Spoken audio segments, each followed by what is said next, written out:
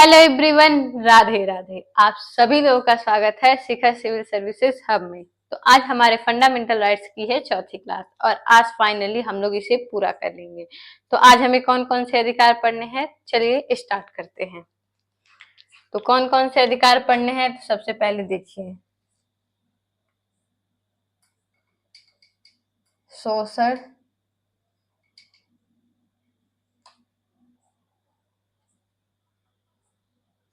एक मिनट बस दे दीजिए मुझे, बस एक मिनट, एक मिनट में काम हो जाएगा।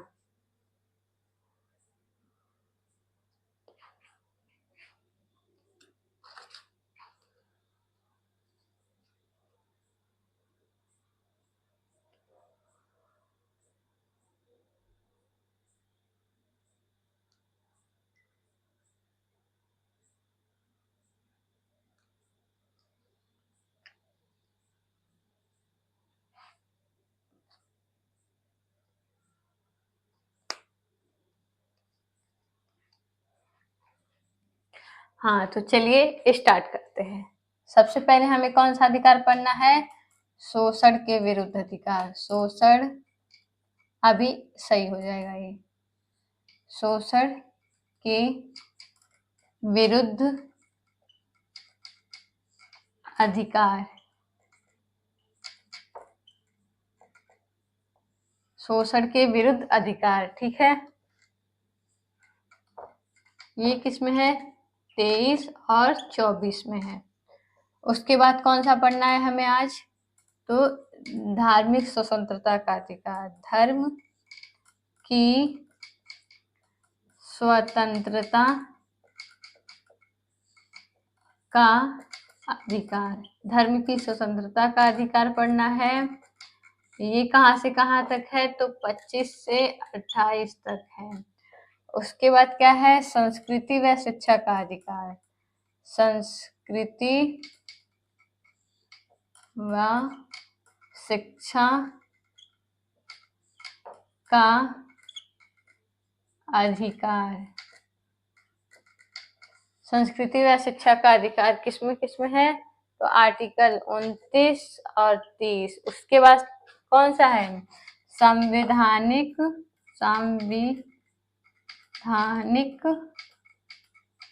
उपचारों का अधिकार। उपचारों का अधिकार। तो आज हमें ये पढ़ना है, ठीक है। ये हमें चारों आज कंप्लीट करना ही करना है। आज फंडामेंटल राइट्स कंप्लीट हो जाना चाहिए ताकि अगले दिन से हम डीपीएसपी पे चल सकें। तो चलिए एक एक पॉइंट शुरू करते हैं। तो देखिए, शोषण के विरुद्ध अधिकार में सबसे पहला कौन सा आर्टिकल है? आर्टिकल 23। और इसमें क्या कहा गया है? कौन सा आर्टिकल है? आर्टिकल 23।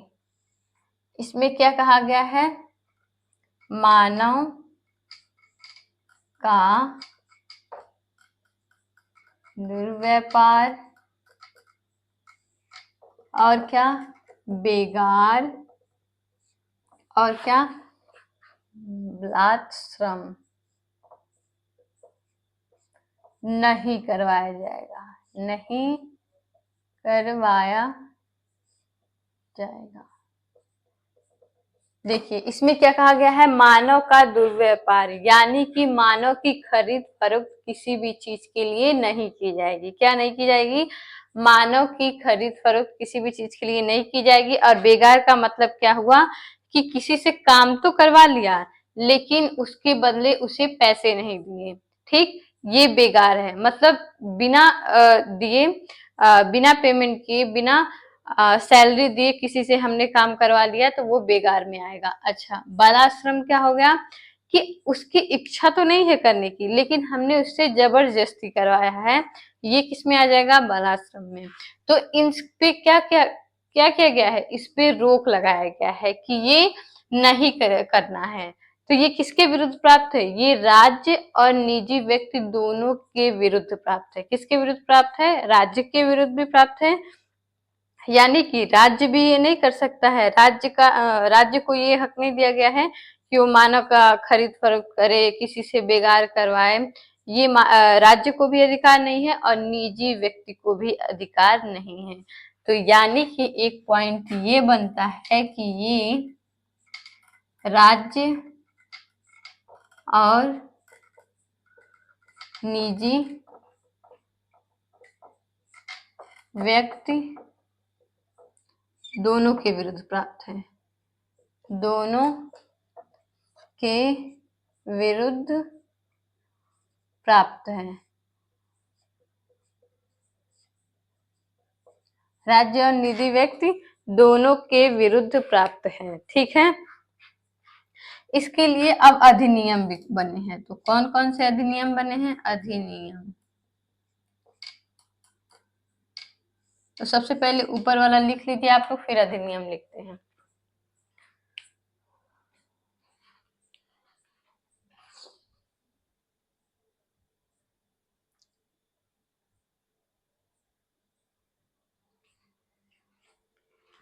लिख लिया आप लोग?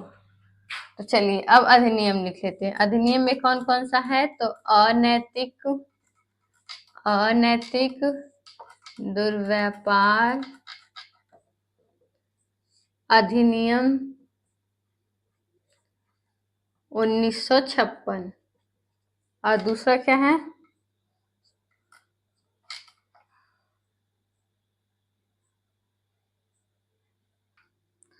और दूसरा क्या है? बंधुआ मजदूरी उन्मूलन अधिनियम 1976। तो इसे लिख लीजिए आप लोग, लिख लीजिए, फिर हटा देती हूँ।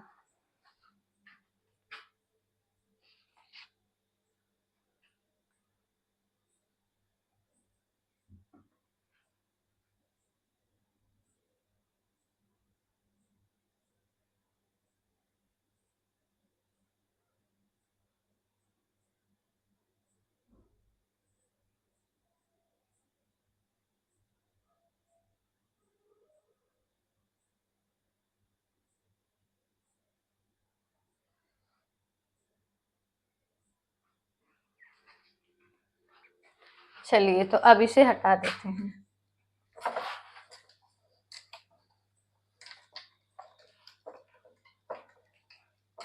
अब किस आर्टिकल पे आते हैं? तो अब आते हैं आर्टिकल 24, आर्टिकल 24।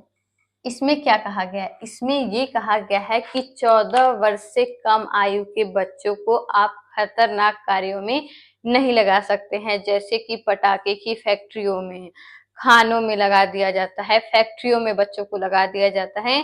तो इस पे रोक लगाया गया है, और ये भी राज्य और निजी व्यक्ति दोनों के विरुद्ध प्राप्त है। ठीक है, तो चलिए इसे भी लिख लेते हैं। क्या क्या है इसमें? 14 वर्ष से कम आयु के बच्चों को, 14 वर्ष से कम आयु के बच्चों को खतरनाक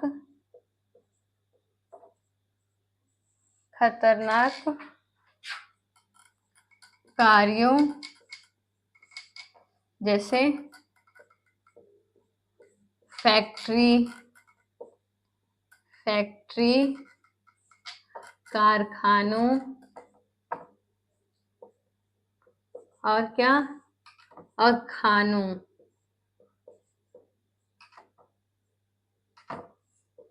में नहीं लगाया जाएगा, नहीं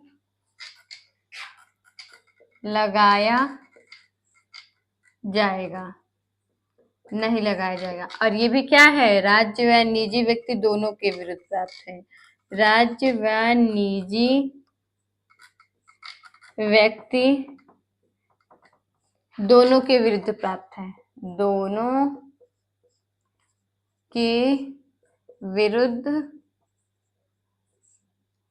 प्राप्त है, राज्य या निजी व्यक्ति दोनों के विरुद्ध प्राप्त है। ठीक है, लेकिन इसमें एक पॉइंट और कहा गया है कि राज्य चाहे तो सार्वजनिक कार्यों में लगा सकता है। ठीक है, राज्य चाहे तो राज्य सार्वजनिक कार्यों में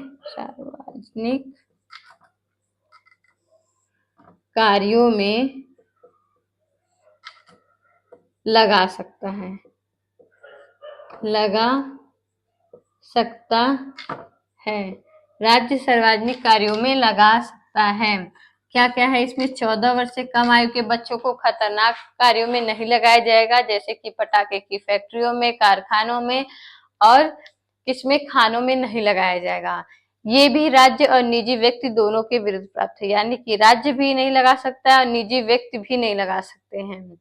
और लेकिन इसमें एक पॉइंट ये है कि राज्य कोई सार्वजनिक कार्य हो रहा है, जैसे कि सफाई व्यवस्था हो गई, सेना के लिए चाहिए हेल्प, तो इसमें राज्य सार्वजनिक कार्यों में लगा सकता है। ठीक है, ये लिख लीजिए। उसके बाद इसमें भी कई सारे अधिनियम मैं बताती हूँ।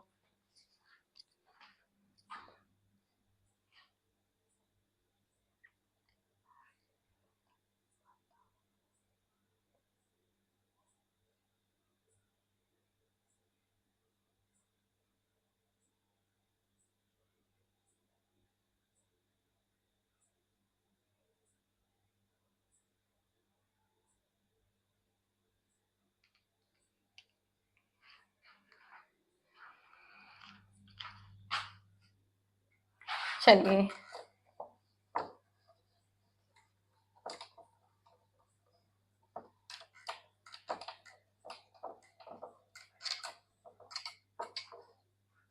कौन कौन से अधिनियम इसमें हैं?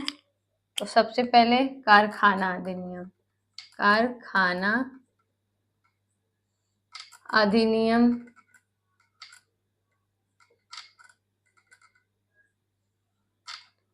कौन सा है? 1948।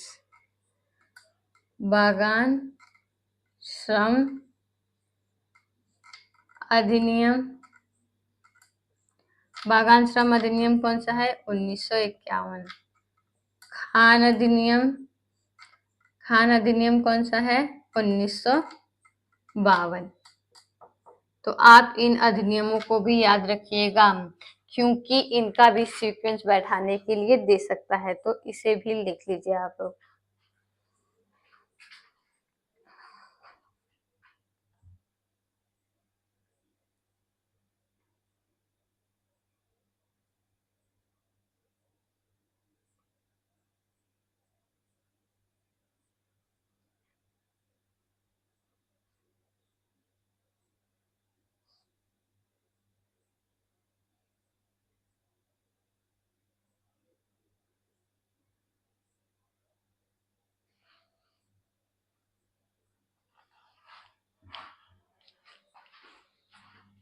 चलिए, अब किस पे आते हैं? अब आते हैं हमारे धार्मिक स्वतंत्रता का अधिकार। कौन सा आर्टिकल? अब आते हैं किस पे? धर्म की स्वतंत्रता, स्वतंत्रता का अधिकार, धर्म की स्वतंत्रता का अधिकार किस आर्टिकल से है? कहाँ तक? 25 से 28। तो सबसे पहले कौन सा आर्टिकल पढ़ेंगे? आर्टिकल 25। आर्टिकल 25 में क्या कहा गया है कि आपको इसमें दो तीन बातें कही गई हैं। सबसे पहले आपको धर्म के अंतःकरण की स्वतंत्रता की बात कही गई है, कि यानी कि आप जिस भी धर्म को जैसे मानना चाहते या नहीं मानना चाहते, वो आपका अधिकार है। आप चाहे जैसे भी करें, आप माने ना माने वो आपकी है मर्जी।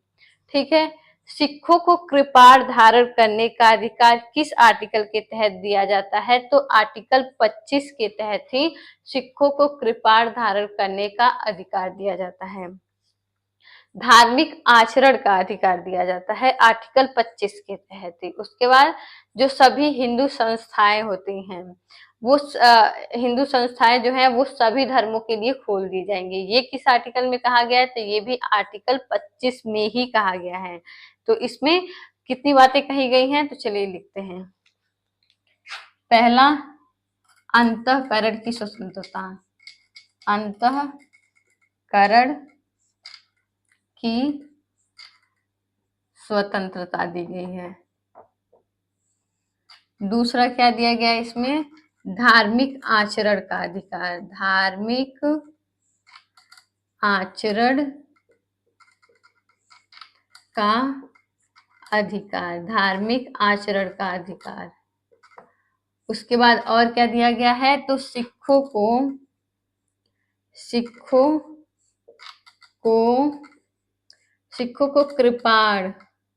कृपाण धारण करने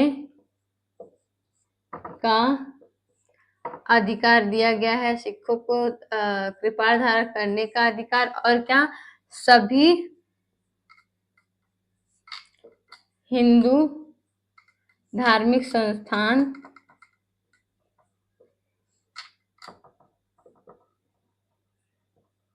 सभी धर्मों के लिए खोल दी जाएंगी, सभी के लिए खोल दिए जाएंगे। ठीक है, क्या क्या है इसमें, इसमें है अंतःकरण की स्वतंत्रता, यानी कि आप किस धर्म को मानते हैं,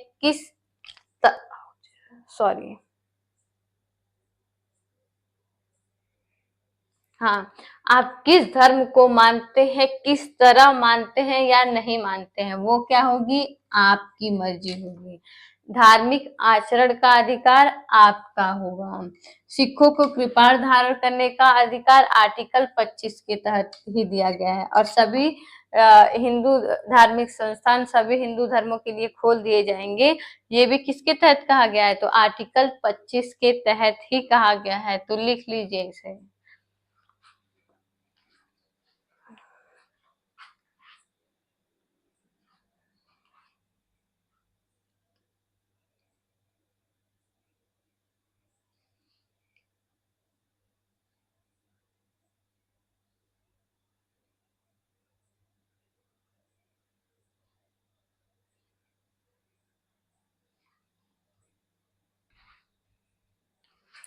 चलिए,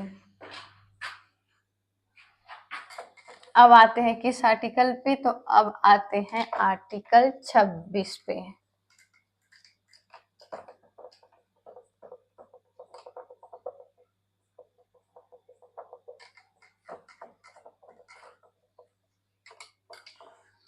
किस आर्टिकल पे आते हैं, आर्टिकल 26। इसमें क्या कहा गया है, धार्मिक कार्यों के प्रबंधन का अधिकार दिया गया है। क्या अधिकार दिया गया है, धार्मिक कार्यों के प्रबंधन का अधिकार। और ये देखिए आरओ में पूछा हुआ ये क्वेश्चन है, धार्मिक कार्यों के प्रबंधन का अधिकार, प्रबंधन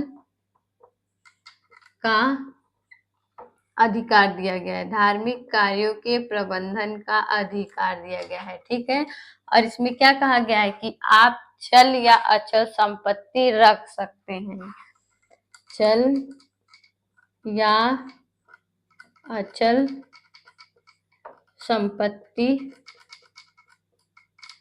रख सकते हैं। और ना सिर्फ रख सकते हैं, बल्कि उस पे क्या कर सकते हैं, प्रशासन भी कर सकते हैं, प्रशासन भी कर सकते हैं, प्रशासन भी कर सकते हैं। ठीक है, क्या क्या दिया गया है, आर्टिकल 26 के तहत कहा गया है कि धार्मिक कार्यों के प्रबंधन का अधिकार दिया गया है। इसमें ये कहा गया है कि आप चल या अचल संपत्ति रख सकते हैं और उस पर प्रशासन भी कर सकते हैं। लेकिन ये दोनों अधिकार आर्टिकल 25 और 26 कुछ में सीमित किए जाते हैं। वो कौन है, सार्वजनिक व्यवस्था, नैतिकता और स्वास्थ्य को लेके इसको क्या किया जा सकता है, सीमित किया जा सकता है। ठीक है, तो इसे भी लिख लीजिए।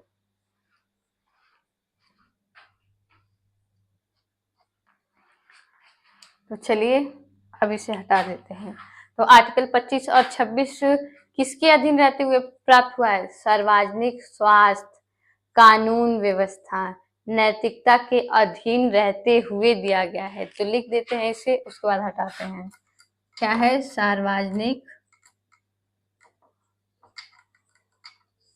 स्वास्थ्य, कानून व्यवस्था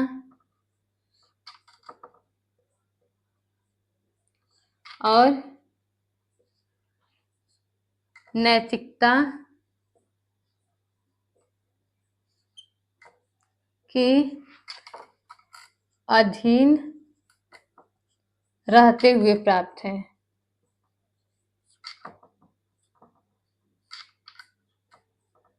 रहते हुए प्राप्त है। क्या है? सार्वजनिक स्वास्थ्य, कानून व्यवस्था और नैतिकता के अधीन रहते हुए प्राप्त है। ठीक है, तो आर्टिकल 26 हो गया। अब आते हैं आर्टिकल 27 पे।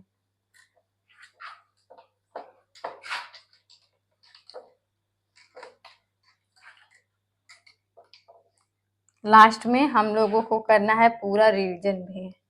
आर्टिकल 27, आर्टिकल 27 में क्या कहा गया है कि आप धर्म के नाम पे किसी से भी कर नहीं ले सकते, यानी कि टैक्स आपको नहीं लेना है, लेकिन शुल्क आप ले सकते हैं। ठीक, क्या है इसमें? कर ना लेने का प्रावधान है। इसमें प्रावधान है, कर ना लेने का प्रावधान है। लेकिन और क्या है? लेकिन शुल्क ले सकते हैं, शुल्क लिया जा सकता है।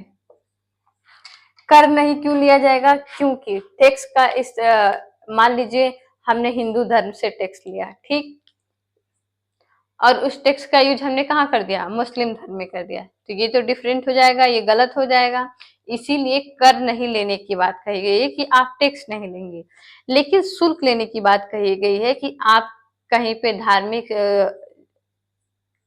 कोई आयोजन करवा रहे हैं, जैसे प्रयागराज में मान लीजिए कुंभ का आयोजन होता है, तो वहां शुल्क लिए जाते हैं। क्यों? क्योंकि वहां की व्यवस्था को बनाए रखने के लिए शुल्क लिया जाता है। तो वो शुल्क है, उस शुल्क का यूज कहाँ होता है? वहीं पे किया जाता है, सुविधाएं प्रदान करने के लिए। इसीलिए शुल्क तो ले सकते हैं, लेकिन कर नहीं ले सकते हैं आप, यानी कि टैक्स नहीं ले सकते हैं। तो इसे देख लीजिए, फिर हटा देते हैं।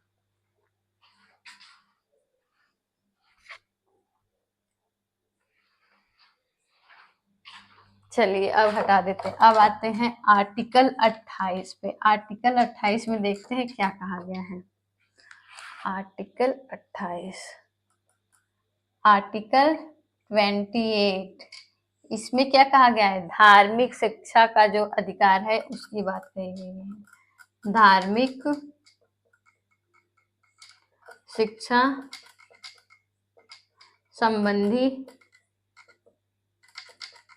अधिकार, धार्मिक शिक्षा संबंधी अधिकार। तो देखिए इसमें 4 बातें हैं। इसमें क्या क्या है?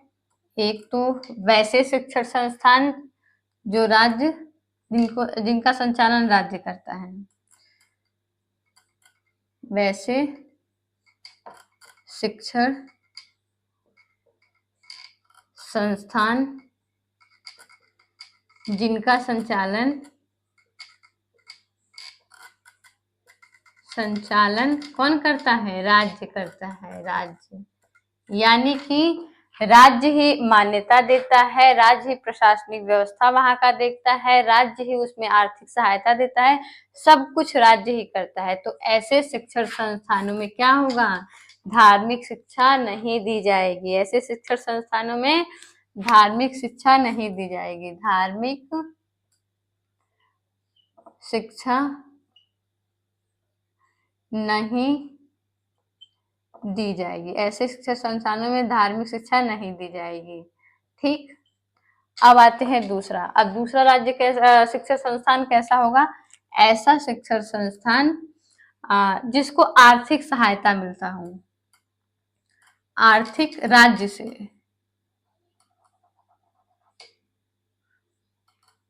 राज्य से आर्थिक सहायता प्राप्त शिक्षण संस्थान, आर्थिक सहायता प्राप्त शिक्षण संस्थान, प्राप्त शिक्षण संस्थान।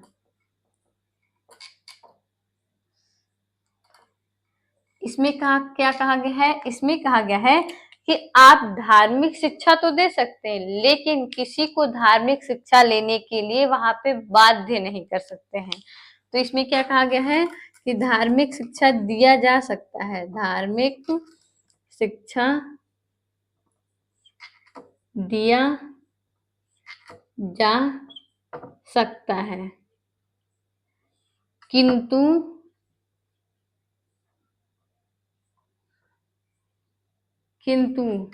धार्मिक शिक्षा लेने के लिए किंतु किसी को बाध्य नहीं किया जाएगा, किसी को बाध्य नहीं किया जाएगा, किसी को बाध्य नहीं किया जाएगा। धार्मिक शिक्षा लेने के लिए क्या किया जाएगा? किसी को भी बाध्य नहीं किया जाएगा। ठीक, अब कैसा शिक्षण संस्थान है? एक मान्यता प्राप्त शिक्षण संस्थान, मान्यता प्राप्त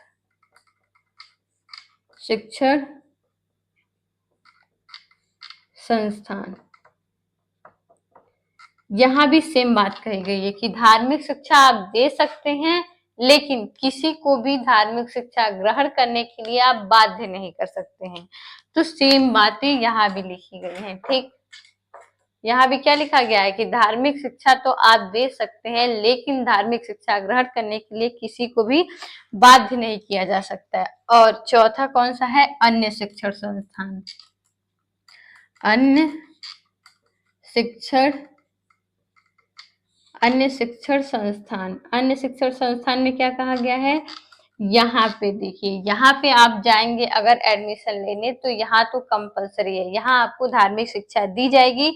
यहाँ पे आप एडमिशन लेने जा रहे हैं, मतलब कि आप इस बात की अनुमति जाहिर कर दे रहे हैं कि आपको धार्मिक शिक्षा लेने में कोई दिक्कत नहीं है। तो यहाँ धार्मिक शिक्षा लेने के लिए आपको बाध्य किया जा सकता है। धार्मिक शिक्षा लेने के लिए बाध्य किया जा सकता है, बाध्य किया जा सकता है। धार्मिक शिक्षा लेने के लिए यहाँ क्या किया जा सकता है? बाध्य किया जा सकता है। तो सबसे पहले कैसा शिक्षण संस्थान? जो राज्य के द्वारा संचालित है, वहां तो धार्मिक शिक्षा दी ही नहीं जा सकती। दूसरा, आर्थिक सहायता प्राप्त शिक्षण संस्थान, यहाँ धार्मिक शिक्षा दी जा सकती है, लेकिन बाध्य नहीं किया जा सकता है। मान्यता प्राप्त शिक्षण संस्थान, यानी कि राज्य के द्वारा उसे मान्यता दिया गया है, भले आर्थिक सहायता ना दी जा रही हो, लेकिन मान्यता दिया गया है, वहां भी धार्मिक शिक्षा दी जा सकती है, लेकिन क्या किया जा सकता है? बाध्य नहीं किया जा सकता है। ठीक है, और अन्य शिक्षण संस्थान, यहाँ आपको बाध्य भी किया जा सकता है। चलिए इसे लिख लीजिए।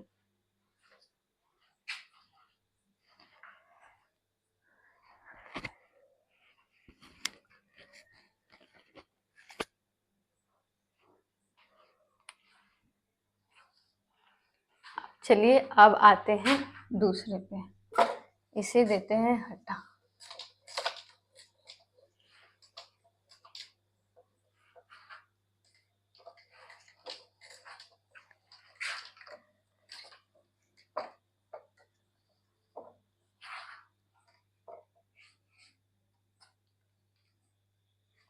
एक मिनट,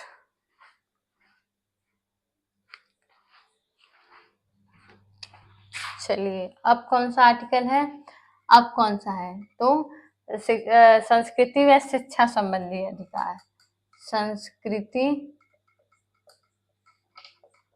व शिक्षा संबंधी अधिकार, शिक्षा संबंधी अधिकार, संस्कृति व शिक्षा संबंधी अधिकार। इसमें कितने आर्टिकल हैं? तो 2 आर्टिकल हैं। तो सबसे पहले कौन सा पढ़ते हैं? आर्टिकल 29। तो आर्टिकल 29 में क्या कहा गया है? अल्पसंख्यक वर्गों के संरक्षण की बात कही गई है। किसकी बात कही गई है? अल्पसंख्यक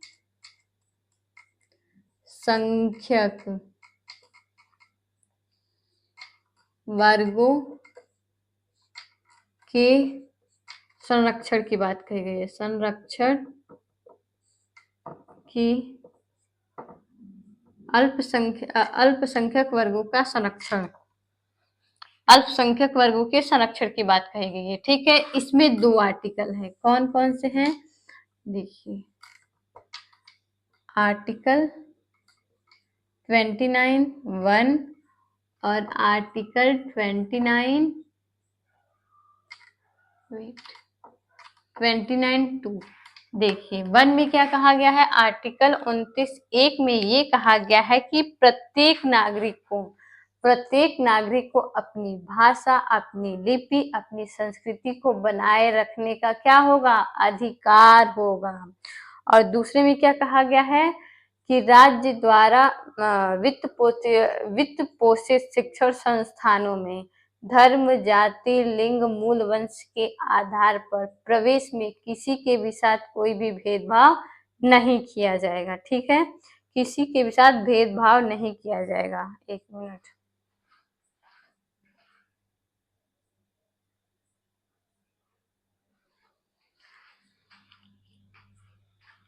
तो चलिए अब लिख लेते हैं इसे। क्या है? आर्टिकल 29(1) में क्या है? कि प्रत्येक नागरिक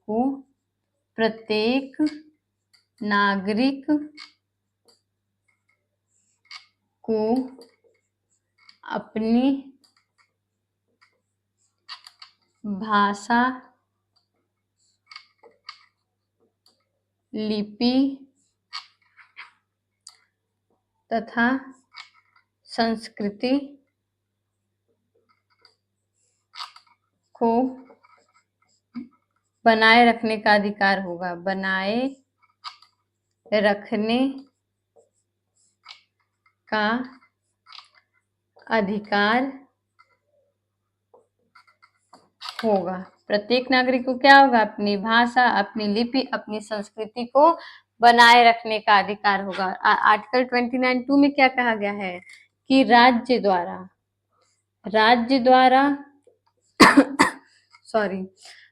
द्वारा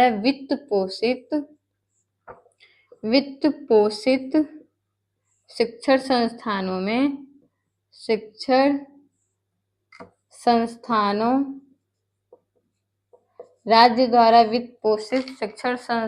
में धर्म, जाति, धर्म हो गया, जाति, लिंग और क्या? मूल वंश के आधार पे, मूल वंश के आधार पर भेदभाव नहीं किया जाएगा। भेदभाव नहीं किया जाएगा। ठीक है, भेदभाव नहीं किया जाएगा। लिख लीजिए।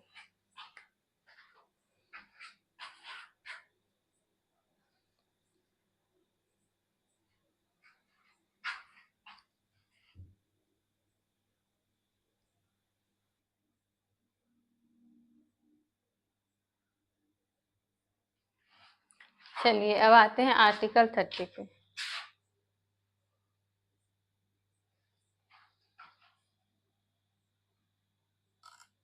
लिपि ऐसे लिखा जाएगा, लिपि। चलिए अब इसे हटा देते हैं।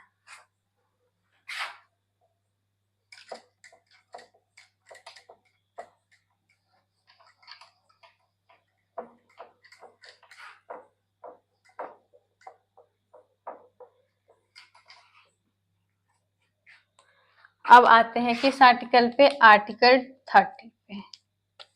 आर्टिकल 30। इसमें क्या कहा गया है? इसमें भी देखिए दो बातें कही गई हैं। कौन कौन सी बातें कही गई हैं? कि पहला, अल्पसंख्यक वर्ग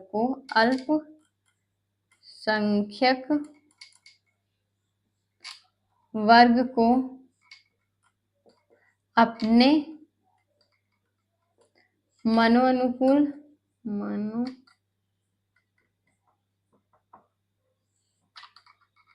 शिक्षण संस्थान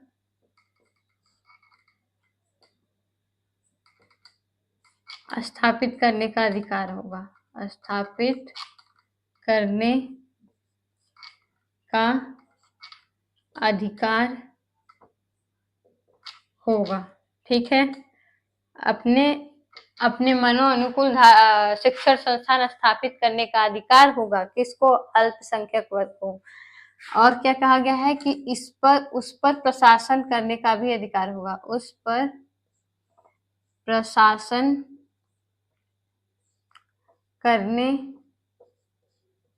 का भी अधिकार होगा। उस पर प्रशासन करने का भी अधिकार होगा। इसे लिख लीजिए। फिर एक थोड़ा और लिखवाना है, वो बताती हूँ।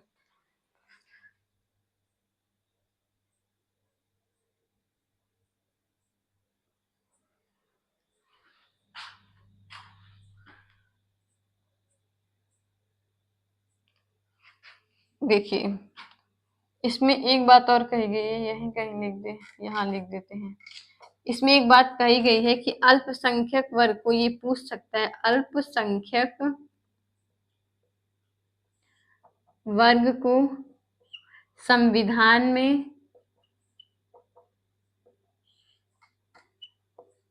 कहीं भी परिभाषित नहीं किया गया है। परिभाषित नहीं किया गया है। अल्पसंख्यक वर्ग को संविधान में कहीं भी क्या किया गया है? परिभाषित नहीं किया गया है। ठीक है,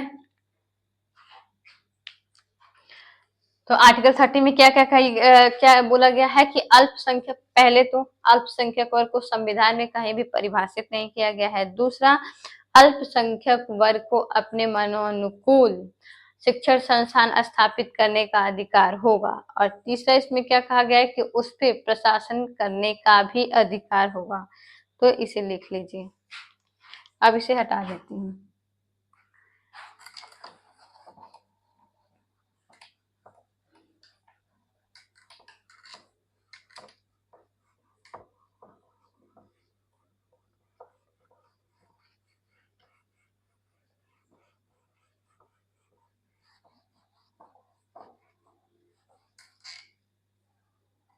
देखिए, अब कौन सा आर्टिकल आता है? आर्टिकल 31। आर्टिकल 31। आर्टिकल 31 में क्या था? संपत्ति का अधिकार। संपत्ति का अधिकार। अब इसे क्या कर दिया गया है? समाप्त कर दिया गया है। समाप्त कर दिया गया है। समाप्त कर दिया गया है किसके तहत? 44वें संविधान संशोधन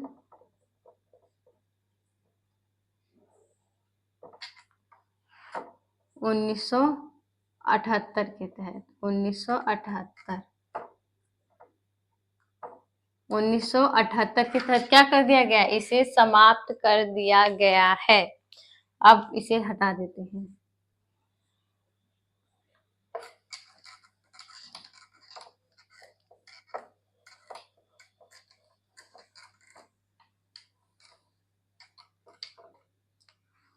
अब देखिए,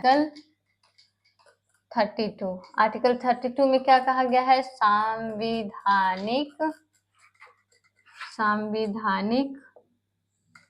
उपचारों का अधिकार। संवैधानिक उपचारों का अधिकार। सबसे पहला इसमें क्या लिखेंगे? अंबेडकर जी ने इसे क्या कहा है? संविधान की आत्मा। तो डॉक्टर अंबेडकर जी ने, एक मिनट कलर चेंज कर देते हैं।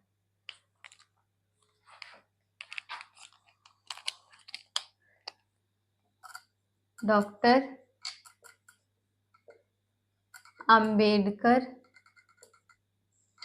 जी ने आर्टिकल 32 को संविधान की आत्मा कहा है। संविधान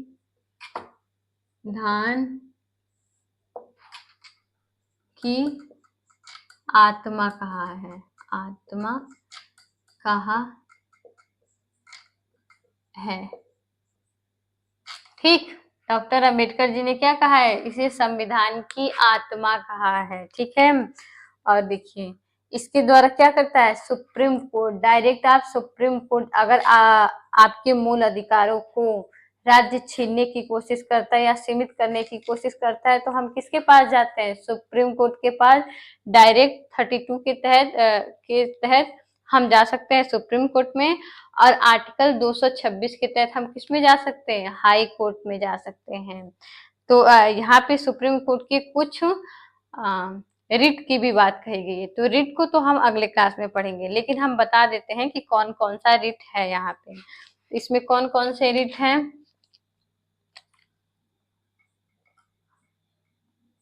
पहले ये देख लेते हैं। आर्टिकल 226 के तहत कहाँ जा सकते हैं? हाई कोर्ट जा सकते हैं। हाई कोर्ट जा सकते हैं। और देखिए क्या इसमें ये कहा गया है कि आप हाई कोर्ट के निर्णय के विरुद्ध ही सुप्रीम कोर्ट में जाएंगे? नहीं। अगर आपके मूल अधिकारों का हनन हो रहा है तो आर्टिकल 32 के तहत आप डायरेक्ट सुप्रीम कोर्ट जा सकते हैं। ये नहीं है कि हाई कोर्ट के निर्णय के तहत ही जाएंगे, नहीं, आप डायरेक्ट भी सुप्रीम कोर्ट जा सकते हैं, और आप चाहे तो आप हाई कोर्ट से भी जा सकते हैं। तो हाई कोर्ट किस आर्टिकल के तहत निर्णय देता है? तो आर्टिकल 226 के तहत, और सुप्रीम कोर्ट आर्टिकल 32 के तहत। तो रिट कौन कौन सी है? रिट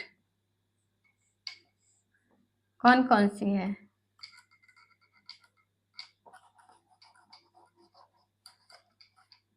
तो रिट कौन कौन सी है? रिट कौन कौन सी है? पहला बंदी प्रत्यक्षीकरण,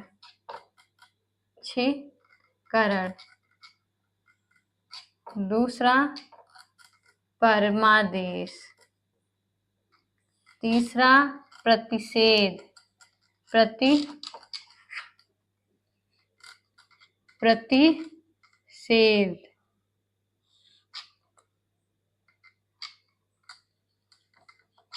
चौथा उत्प्रेषण, और पांचवा कौन सा है? अधिकार रक्षा। अधिकार रक्षा। ठीक, कितने आर्टिकल हैं? कितने रिट हैं? 5। कौन कौन से? बंदी प्रत्यक्षीकरण, परमादेश, प्रतिषेध, उत्प्रेषण और अधिकार रक्षा। देखिए क्या सुप्रीम कोर्ट का रिट का क्षेत्राधिकार हाई कोर्ट से अधिक है? नहीं। हाई कोर्ट का हाँ, हाई कोर्ट का जो रिट का क्षेत्राधिकार है वो सुप्रीम कोर्ट से ज्यादा है। क्यों? क्योंकि सुप्रीम कोर्ट को रिट जारी करने का अधिकार सिर्फ किस पे दिया है? मूल अधिकारों पे दिया गया है, लेकिन हाई कोर्ट को मूल अधिकारों के अलावा अन्य विषयों पर भी रिट जारी करने का अधिकार दिया गया है। इसीलिए सुप्रीम कोर्ट का रिट जारी करने का अधिकार जो है, क्षेत्राधिकार जो है, वो हाई कोर्ट से कम है। और इन रिट के बारे में ना, इनका अर्थ वगैरह सब मैं नेक्स्ट वीडियो में बता दूंगी, डीपीएसपी के साथ वहां क्लियर कर दूंगी। तो आज के लिए बस इतना ही। और जो ये 33, 34, 35, ये तो कभी सवाल पूछे नहीं जाते हैं।